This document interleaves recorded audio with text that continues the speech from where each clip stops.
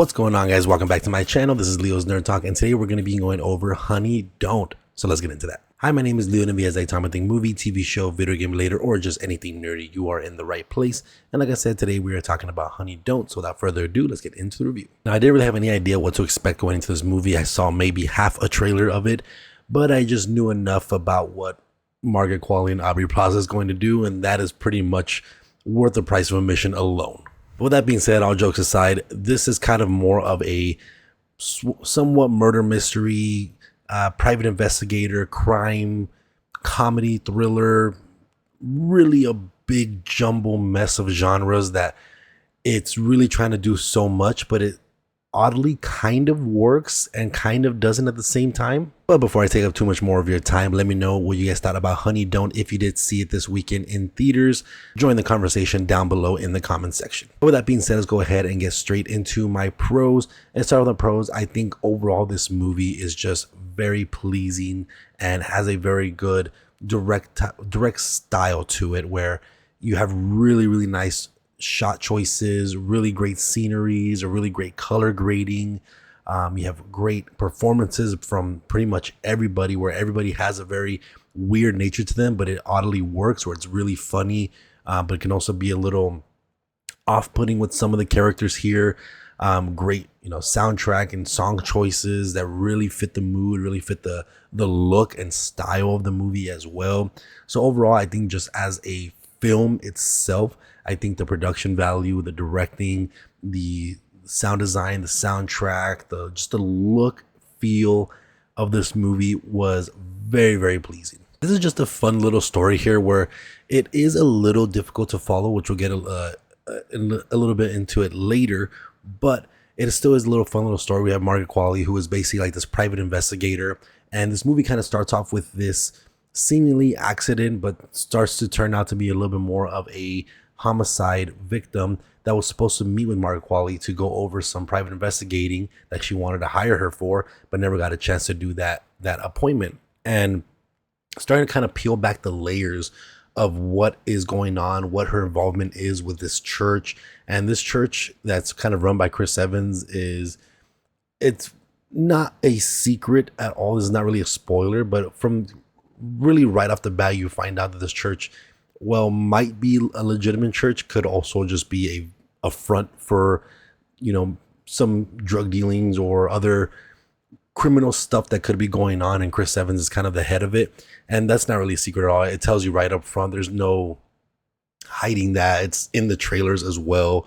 That it's pretty obvious on that end as well. So, but you really start to uncover what this victim's involvement was with the church. That's kind of what more of the mystery element of this really is. And you start to kind of peel back the layers of that, and it starts to get very interesting. And it starts leading to something, starts to lead to a reveal, which overall, while this movie is kind of a little bit up and down, it was still enjoyable. Like I said, the directing, the shot choices made it fun to follow, and kind of starting to see what this church is really all about. And I thought that was a fun little story and plot that we're kind of following for the most part of this movie. And then there's all these little like subplots over to the side where they're fun to follow. And again, we'll get a little bit more into in the cons as well, but I think it's kind of a mixed aspect of it, where we have a lot of things like Margaret Qualley's little side plots of just her really just getting it on with any female that she can kind of encounter with, which, it's cool to see. I guess it's kind of like a softcore porn if you want to really consider it that way.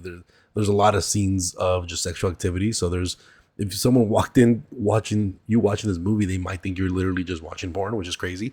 But there's also other little subplots like Chris Evans and this kind of kid that he has that delivers messages for him. There's a whole little subplot with him and his family, and him getting caught doing something. You have like another Margaret Qualley side plot with this police. You have this whole other side plot with Margaret Qualley's like sister and her daughter, and her kind of dealings with her boyfriend and things like that. So there is so many things kind of going on, while you still have this like center through line of this church kind of thing going on that's trying to kind of tie it all together. So it does have a lot of fun. I think a lot of the humor does land quite a bit. I think I laughed quite a bit throughout the entire movie. There's some stuff that isn't as funny, or didn't really feel like it was necessary. But overall, I think the style and the tone of the movie, even though being a little bit up and down, it kind of fits with the visuals and the look of it. So again, this movie overall, I think as a film, it was done very well and kind of very interesting to watch. Not a movie you would typically go back to watch that often or at all, but it was a very fun watch for the first time. And I'm still glad I got to see it, whether I fully enjoyed it or not. But with that being said, let's go ahead and get into my cons. And I kind of been teasing around it, beating around the bush, of what one of these cons is. And that is just the story. I think, well, you do have a lot of fun with all these different elements and a very kind of choppy storytelling in a way. To a certain point, you don't really get any breadcrumbs for the final reveal. You don't really see things coming because of the way the story's told. It's a little bit all over the place. You have a plot point with this church that doesn't really end in a satisfying way, to the point where by the time you finish the movie, you're kind of like, wait, did we just completely forget about the church to begin with? And I think that's kind of where a lot of this movie's faults kind of land, is where structurally, I don't think it was very sound. I think it was a little all over the place. You had this central through line that everything was trying to lead to, but by the end of it, it felt like nothing led to it. So it just felt like it was just a bunch of little episodes or, side plots that all had something in common or some lingering little aspect to it that kind of connected it. And that's kind of where you end this movie kind of being like, okay, that was enjoyable. I didn't hate that I watched it, but again, not something that would really go back to rewatch all that often. And, the performances and the great filmmaking aside, it just was a serviceable enough movie. And, that's fine. A lot of people will probably leave this movie absolutely loving it. But I think overall, this is just a above average good film.